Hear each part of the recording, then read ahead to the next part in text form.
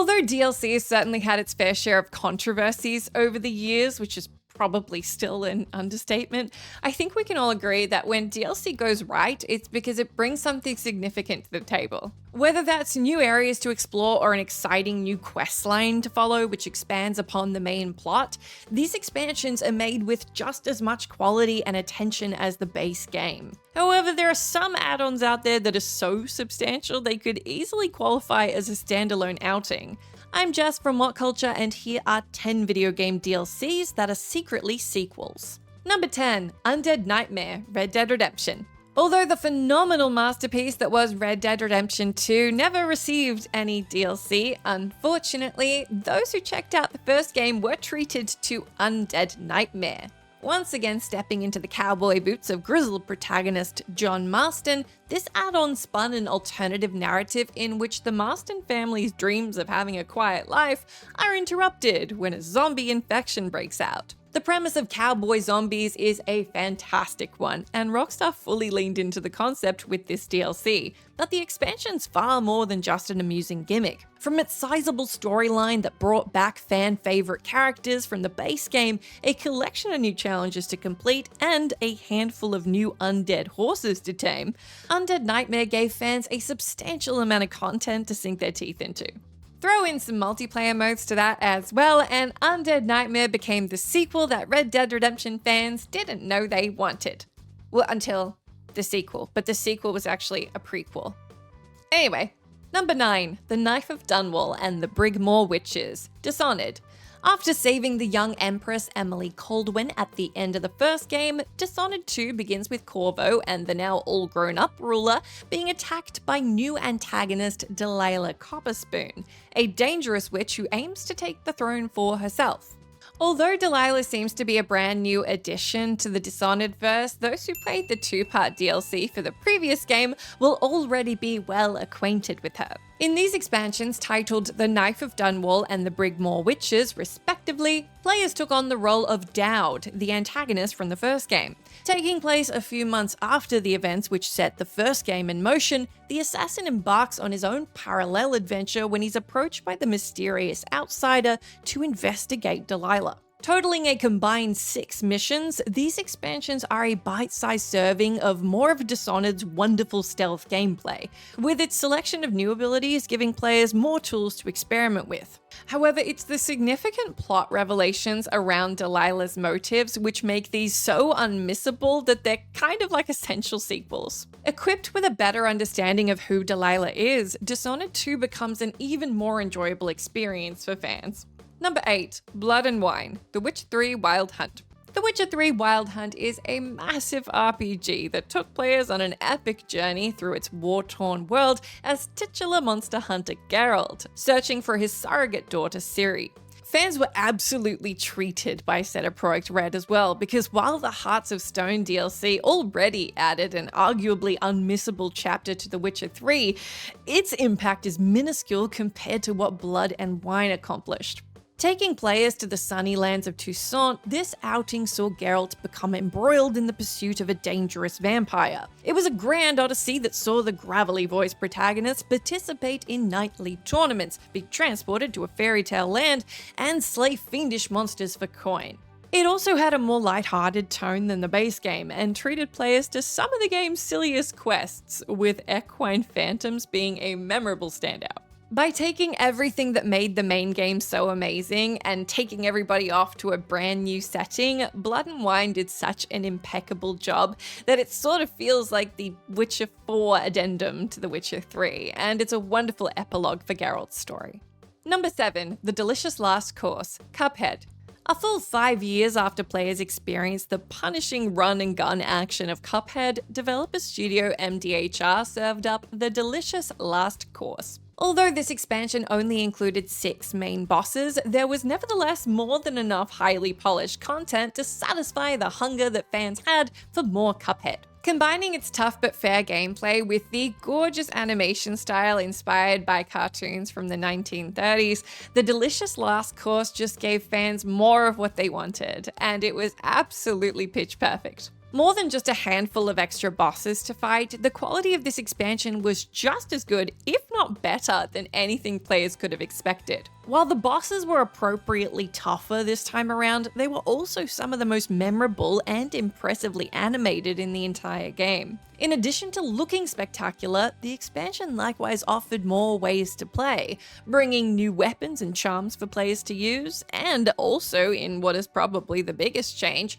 players could now play as the more powerful Miss Chalice to get a fighting chance in the harder fights without making things too easy. With still no official word on Cuphead 2, the delicious last course might be as close as fans are ever going to get to a sequel, and at least if that happens to be the case, it's an awfully good bite-sized chunk. Number 6, Phantom Liberty, Cyberpunk 2077. The second game from Set It Projekt Red to feature on this list, Cyberpunk 2077's Phantom Liberty DLC took players into the independent and lawless district of Dogtown. Although this location wasn't as big as Blood and Wine's Toussaint, what this expansion lacked in scale, it more than made up for in depth. After receiving a distress call from the president of the NUSA, you then find yourself in Dogtown needing to rescue the president after her chopper went down. And this is just the beginning of a gripping espionage thriller. Teaming up with the sleeper agent Solomon Reed, played by an incredible Idris Elba, players soon find themselves entangled in a complicated conspiracy, unsure of who they can trust. Though this DLC's plot is designed to slot into the main game, Phantom Liberty has enough meat on its bones to make for its own standalone experience. Not only is the main quest captivating all the way through to the end, but the developers also added more fleshed out side quests this time around, in addition to an assortment of environmental details which make Dogtown feel just as alive as the rest of Night City. Moreover, the 2.0 update that arrived alongside Phantom Liberty did such an incredible job of overhauling the experience that basically what you got was a new and improved Cyberpunk 2077. Number 5, Minerva's Den, BioShock 2. Helmed by a different development team this time around and putting players in the hulking diving suit of one of Rapture's big daddies, BioShock 2 was a notable departure from its iconic predecessor. While this sequel did bring some interesting ideas to the table when it came to the protagonist's relationship with the atom-harvesting little sisters, alongside adding some fun tweaks to the combat, the game was nevertheless a step backwards from what the first game achieved 3 years earlier.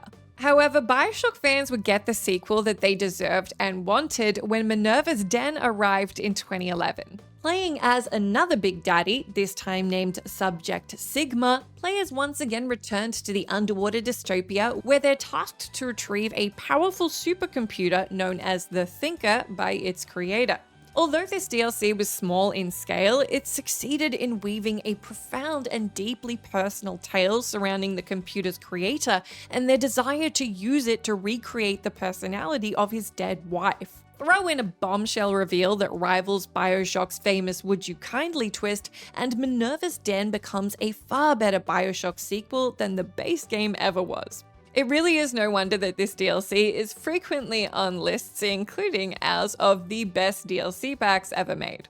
Number 4, The Ringed City, Dark Souls 3. With Dark Souls 3 marking the end of the Dark Souls trilogy, it's possible that a fourth installment will never be made. However, fans did get to experience a fitting send-off to the iconic trilogy in the form of the Ringed City DLC. Accessed towards the end of the base game, this expansion transported players to the eponymous city. Like other Soulsborne expansions, this one is full of tougher enemies, powerful bosses that put veteran players through their paces, and jaw-dropping locations that are as beautiful as they are decayed. In addition to its challenging difficulty and absolutely visually spectacular setting, this also served as a really nice round-off point for the trilogy. Subtly incorporating areas from each game throughout the level design, players witness previous cycles of the world covered in ash as they make their way to the end of time itself. Not to mention it ends on an astounding boss fight, the Ringed City is nothing short of perfection. Number 3, Shivering Isles, The Elder Scrolls IV Oblivion. Almost 2 decades after its release, Oblivion, which was a 10 out of 10 game, is of course best remembered for its incredible DLC, horse armor. It's outrageously expensive horse armor, but if it wasn't remembered for that, it probably should be remembered for this incredible expansion we're going to talk about. Released in 2007, The Shivering Isles begins with players stepping into a portal which transports them to the realm of Sheogorath, the Daedric Prince of Madness. He's looking for a champion to stop a catastrophic event, and upon accepting his request, players are taken on a grand adventure spanning over 20 hours. Compared to the rest of the game, The Shivering Isles was a more light-hearted outing, which leaned into the sheer madness of its setting, which made for a wonderfully madcap experience.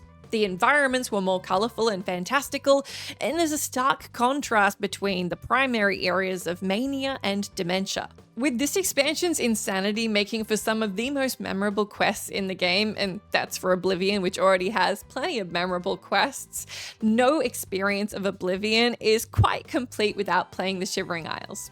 Number 2, Echoes of the Eye, Outer Wilds. Despite receiving universal acclaim, Outer Wilds has nevertheless become one of the most underappreciated releases in recent years, and developers Mobius Digital recreated this magic with the Echoes of the Eye expansion. Upon discovering a new exhibit in Timber Hearth, the game leads players to a satellite, and if you already played the original and you mastered those tricky controls on the little spaceship, hey, why not jump into even more absolutely wonderful discovery?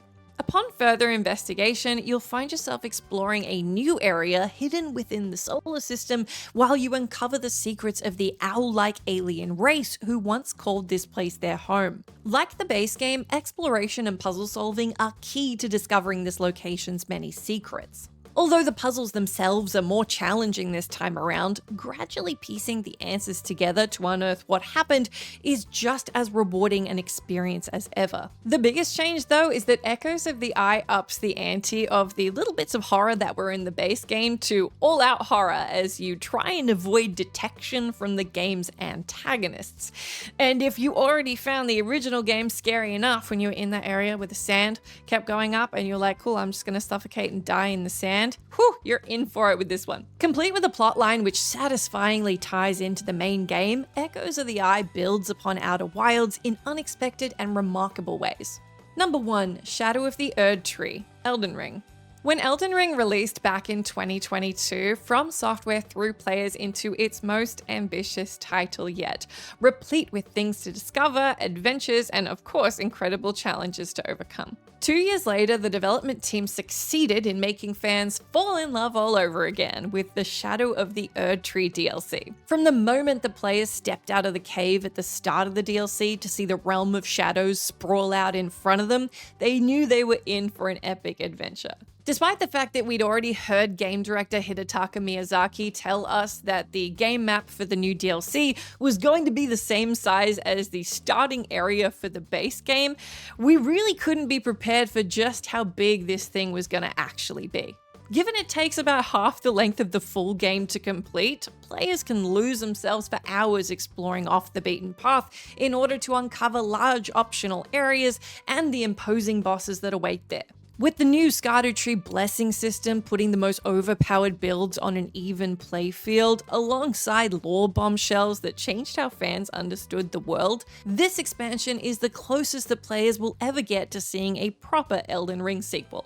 I just finished Elden Ring after 150 hours and felt so relieved and so done. I had no intention to play the DLC because I just wanted to pat myself on the back, put down my magma greatsword and move on with my life, and now I have to play the DLC. So, thanks to the author of this list.